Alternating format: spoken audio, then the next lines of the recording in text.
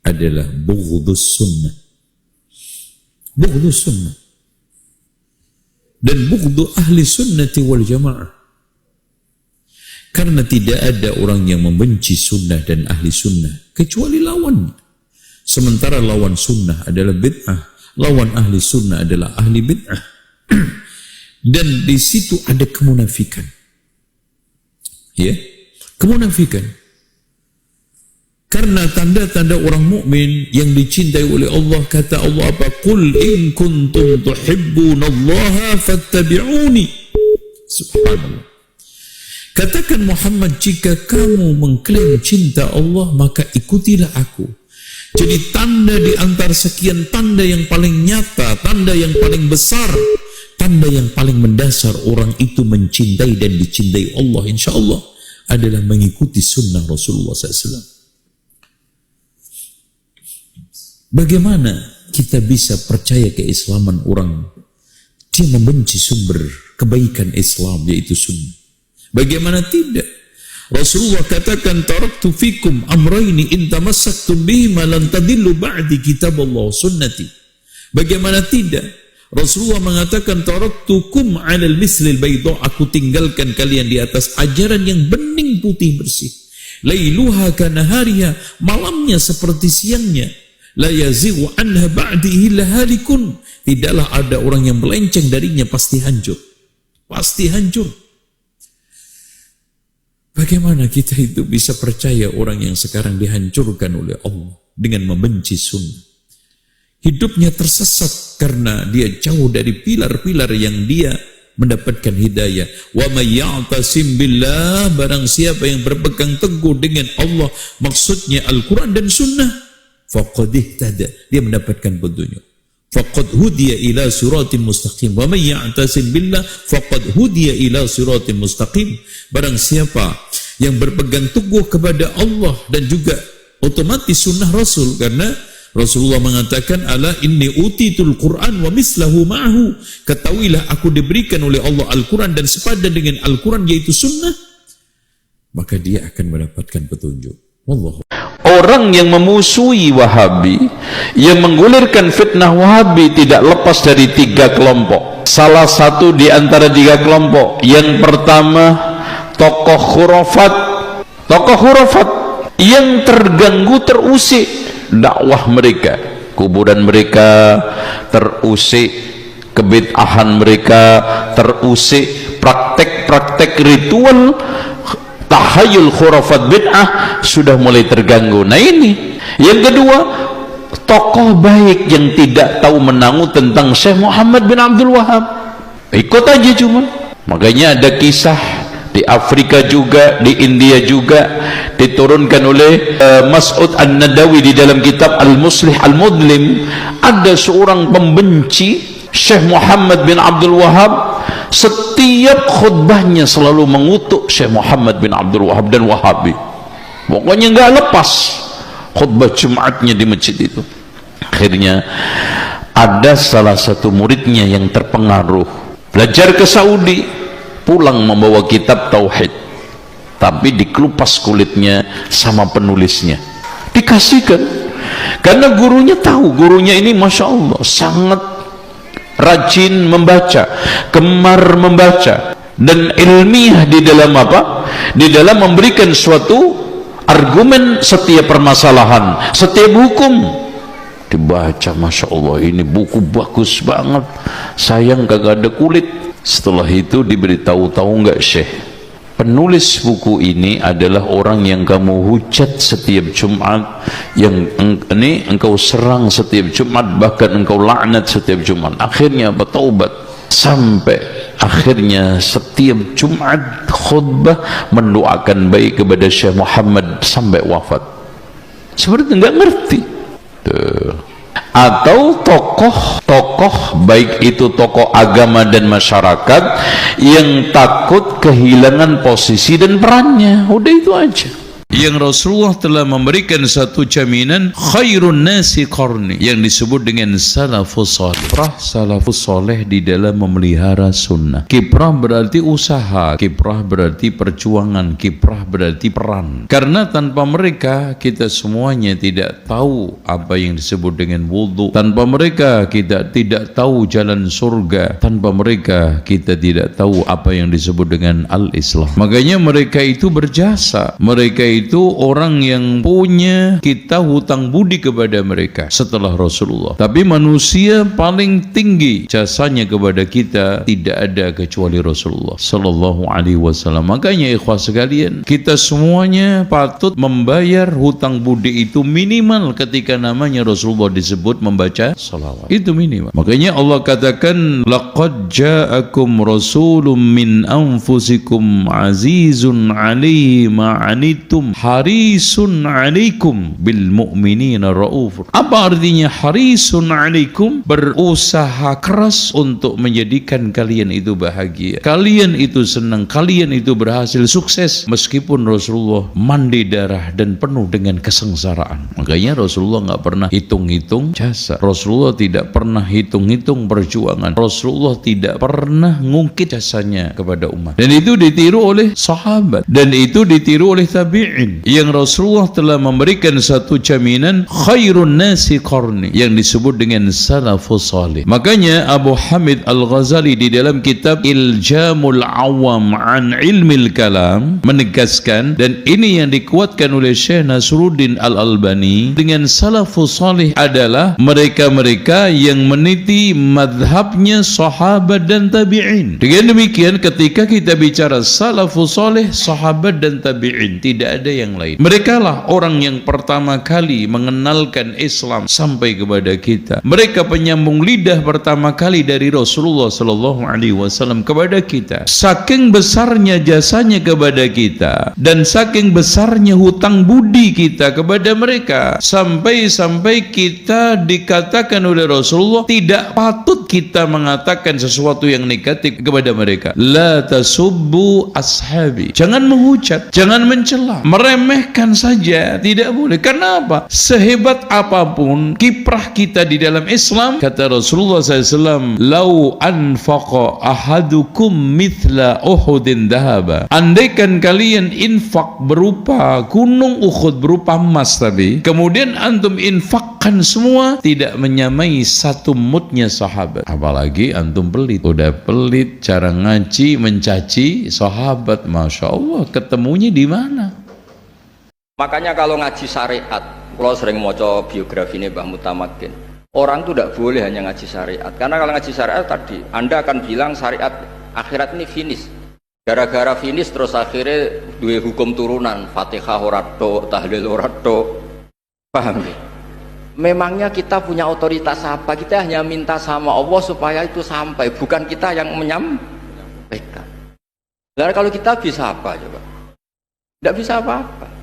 Itu wilayah Allah Ta'ala. Dan nak sampai nus yakin Allah ala kulli syai'in qadir, itu wilayah pangeran. Sampai ketika akhirat pun Rasulullah itu masih minta Allah supaya nyafati umatnya, itu sudah di akhirat.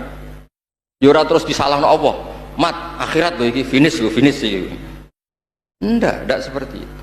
Makanya jemben teng swarga kita tetap saja da'wahum fiha subhanaka wa wa tahiyyatuhum fiha salam wa akhiru da'wahum alhamdulillahi rabbil. Karena ini hakikat. Tak warai ben sampean bangga dadi umat Kanjeng Nabi ya.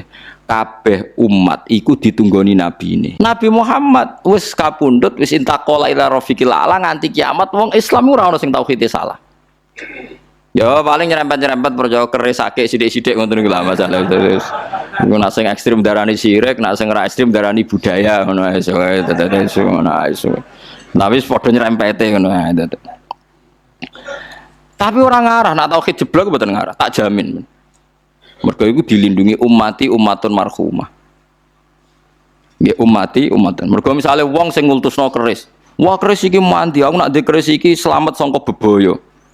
Barang keris dibanting, aja banting mari pecah.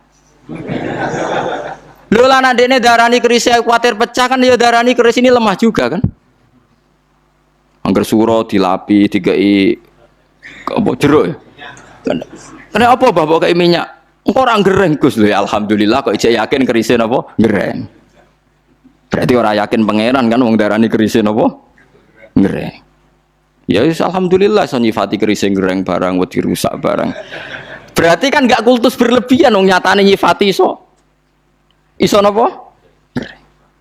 Dadi ra usah barani sira wong dekne ya ngelecehno kerise iso gereng. Paham ya? Cara kula lho sampean ora usah kudu pendapat mek kula ya soe aja arani sira kemudian jajal lek wis. Kenapa mbok ubah? Mun mboten kula rumat rusak Gus. Mula bolak-balik survei tak takoki.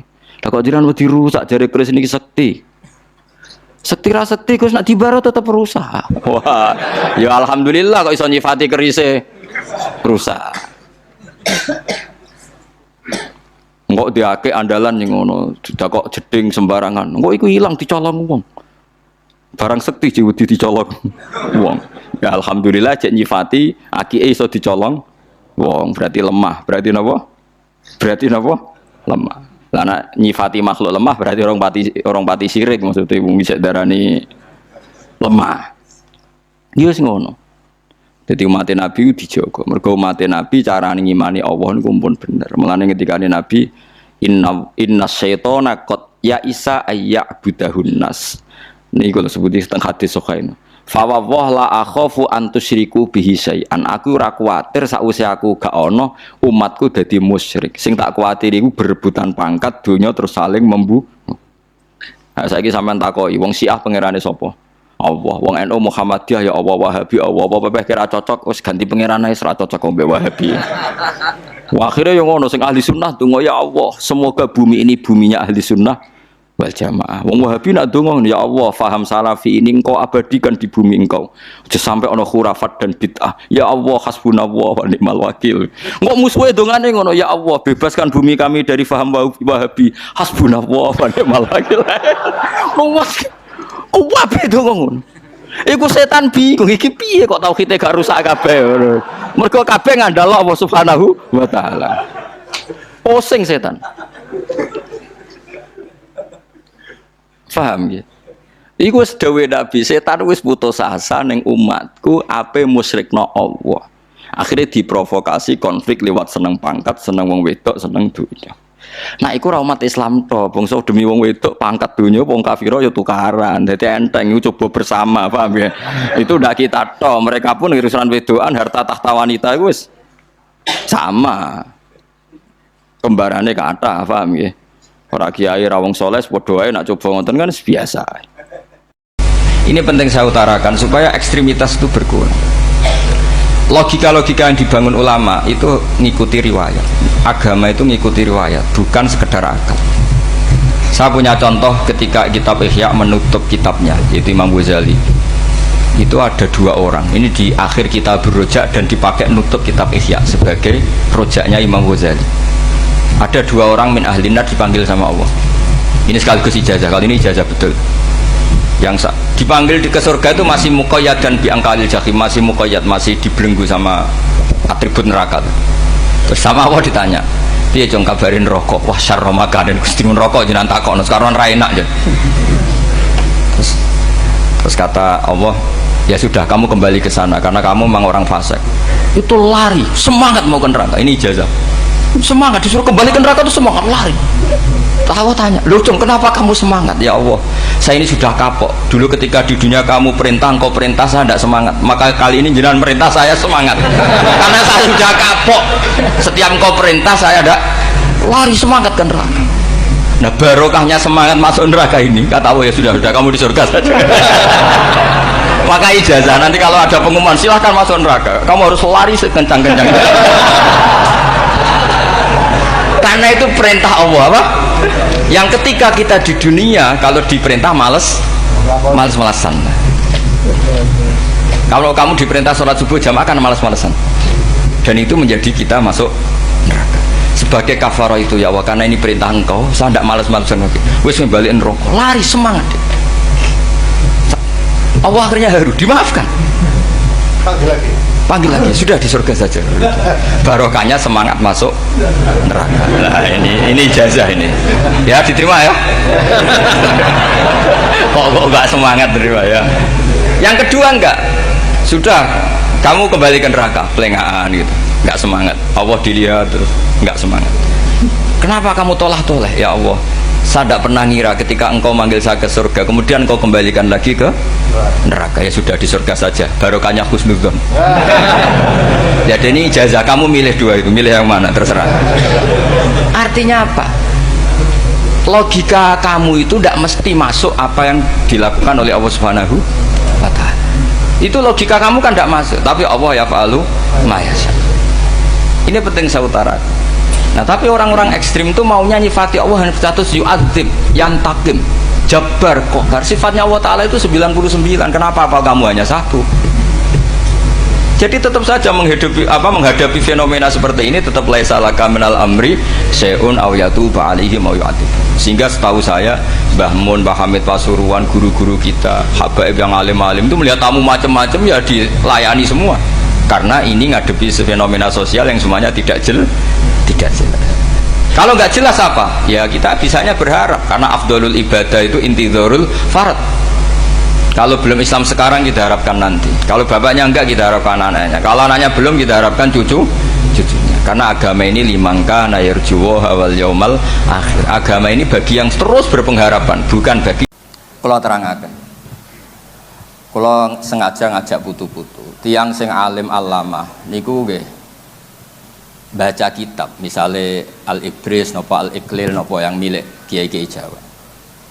Niku mesti pertama yang ingin diketahui itu misalnya ketika Ki Bisri maknani wa antas ma'u benal ukhten.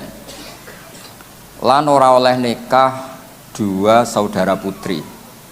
Ya niki kula tenang-tenang mawon badhe nerangno fikih. Misale jenengan nikah kalian Zainab atau dengan Sri atau siapa saja. Itu enggak boleh saat yang sama sebelum dicerai mbake ya mbok nikah, adike ya mbok nikah. Pertanyaannya, mau nggak ngerasa minuman kan? Mau bukan ngaji kok, ngombe lucu. Pertanyaannya adalah, secara disiplin fikih, niku wa antas ma'u benal ukhtan itu yang nyata-nyata haram adalah benal mar'ati wa ammatiha, benal mar'ati wa kholatiha.